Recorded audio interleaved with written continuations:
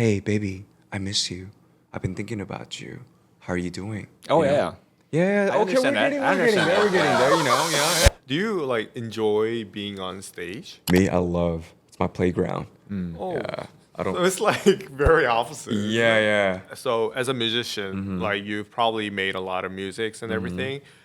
Is there a thing that you worked in a certain way, but you won't work in that way anymore?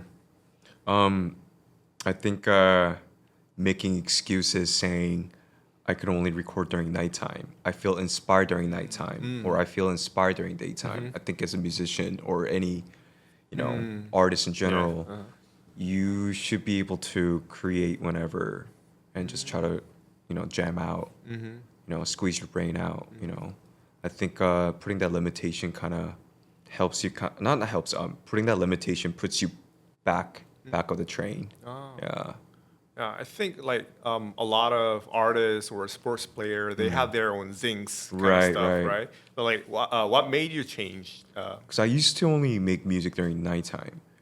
Yeah, but I realized that I was wasting a lot of time. Yeah, creating lies.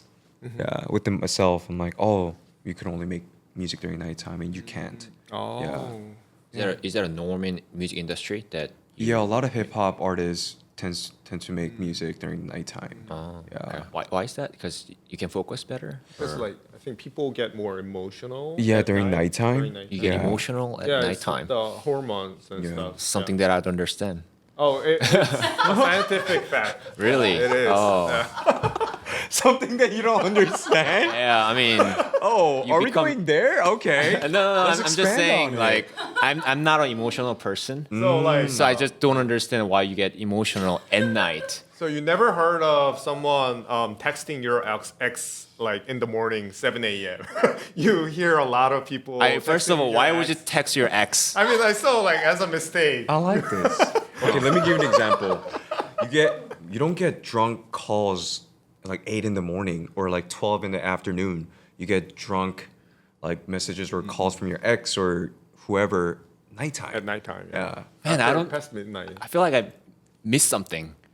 I never had the experience of someone calling Where's me. your childhood? What happened in your, I mean, I would block early my. days? Sunlight gives you a sense of dopamine, like vitamins. It feels you feel rejuvenated. You're up, but during nighttime it's dark. It's like, like when you're in a dark place, you feel emotion. Like ooh. And if Like, you, what do especially you, what do you feel? huh? What do you feel? Say Like, someone loneliness or- say you got dumped by your ex-partner, Okay. and it's nighttime. You feel and you miss her. You miss her so much because you guys dated for like 2-3 years, deeply in love, immensely in love. And you guys broke up, right? And it's nighttime. Like, you don't want to message her? Hey, baby, I miss you. I've been thinking about you. How are you doing? Oh You know? yeah. Yeah, I okay, we're understand that. getting, I we're getting understand there, that. we're getting there, yeah. Yeah. So like, this is about X. Yeah, X. Yeah. Or, if you want to, glue your relationship with your homie, your brother, during nighttime, it just gets emotional. Yeah. Okay, let me put it this way. When you go to a fancy restaurant, it's dark. It puts you in a mood. Oh yeah. Yeah, it's like similar to that. It's like, I get it. Yeah. yeah, it's like Yeah. It's like a candlelight, I think I've had the same experience with my wife, like going Which to part? like restaurant. Oh, restaurant, Like okay. really nice restaurant with the good lights. Very dark lights. It's like that feeling Yeah. when you're in a dark place, you just feel Moody. romantic, and yeah, way more than daytime. I see. This is like the process of machine learning. What's up, AI? Here's a topic. AI trying to understand human emotion. So I guess you can kind of make the environment during the day and be more emotional and do more work. I guess that's what. you could Now do. I'm in a place where I could create during daytime and nighttime wherever I go. Like you can be emotional. Yeah, emotional. I could be emotional right now too. Yeah. Okay. Yeah, I start making excuses for myself. So do you practice being emotional? do I practice? Yeah, be productive and during the day. So do you practice? I don't necessarily practice. I don't think it's like an acting where I look in myself in the mirror, but it's more so like time is running out.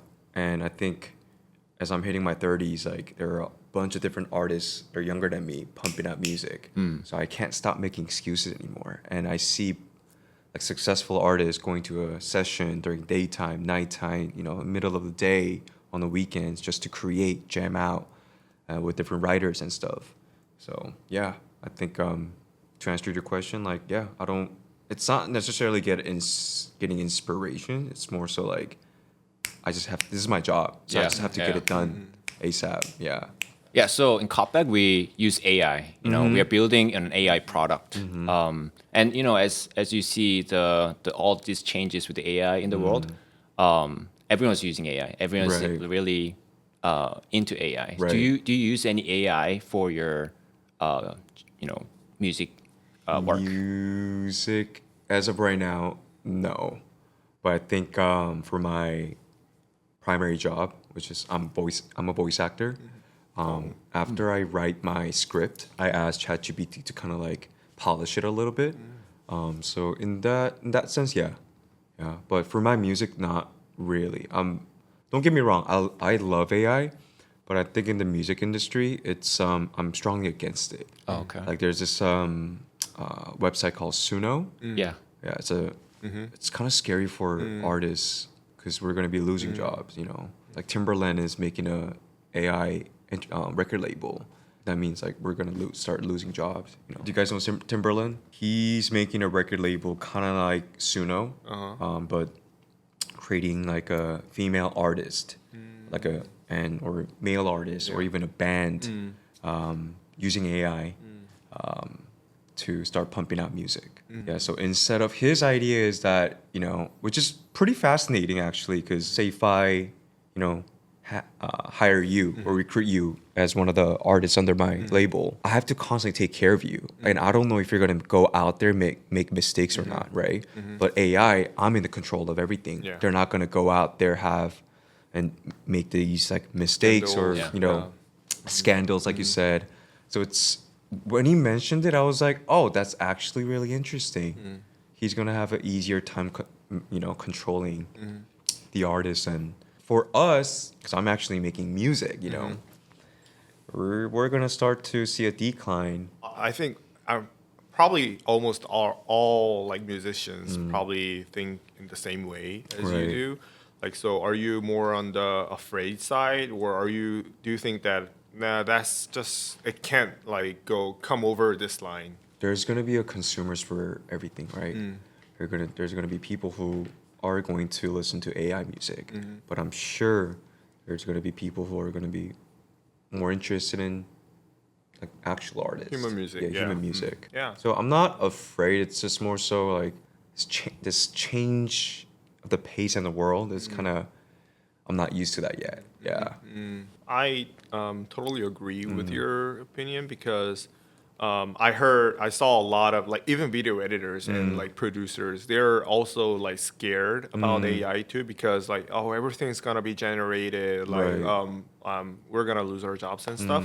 But I think it's going to be a different genre because there's MIDI and like digital instruments, right? Right, right. But it's just like some part of the whole music industry. People still look for real guitars, Right. bass, drums, and everything because it has that feeling and then that authentic like vibe and stuff. And then people like it because people made it. That it's human made. Exactly. Yeah. So the technology of like digital instruments, it was like 4 decades already, but Right. people don't treat it as the mainstream.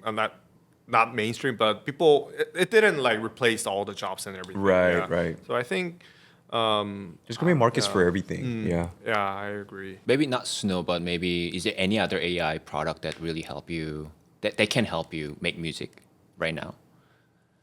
Anything that you comes in AI? yeah, AI. Yeah, I'm just wondering like if there's any AI tool that people use as a tool, not as you know It hasn't replace. integrated in the music DAW yet, like the program, like Ableton, like Logic, or the only thing is Suno as of right now. Yeah, Suno or eMaster, which is like AI tool where it helps you mix and master a track. Mix and master. Yeah. He still doesn't. Yeah. No, we still don't know the definition of it. Yeah, but the AI uses a tool to mix and master for artists to save money. Mixing and mastering costs a lot. The engineer. Yeah, the hiring sound an engineers too. engineer, You have to hire them. Yeah. You have to be in like a studio with like a different head monitors. You have like a tiny head speakers to your headphones to tiny, because each speakers bring out different element sounds, right? And it has to sound same everywhere you listen to. Yeah, that's why mixing it. Yeah, that's why you mix and master. Yeah. But using AI, it just click of a button just does it for you. As an artist, are you benefiting? Because it's literally, it could be replacing sound engineers' jobs, right? How do you see, what kind of perspective are you in on that part? Because it helps you, Yeah, 'cause but it you also just- replaces some Yeah. people's jobs. Right. Right. That's a good question.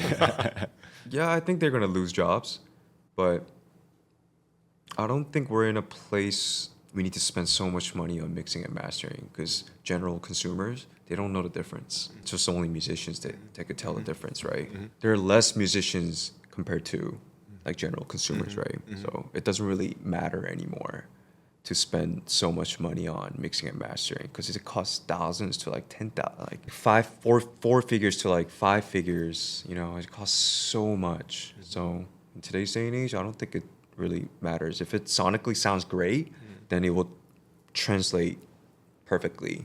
Yeah. If you can give any advice to the next generation or to your younger yourself to help you get where you are today as an artist, what would it be? Don't be afraid to take no for an answer. Don't be afraid to make mistakes. Continue to challenge yourself each and every day, because in the end, you'll be able to gain something out of it. Because if you don't challenge yourself or constantly, battle within yourself, you're not. I think that's something that I would tell my younger self. We talked about this earlier, but like in Korea culture, it's not really allowed.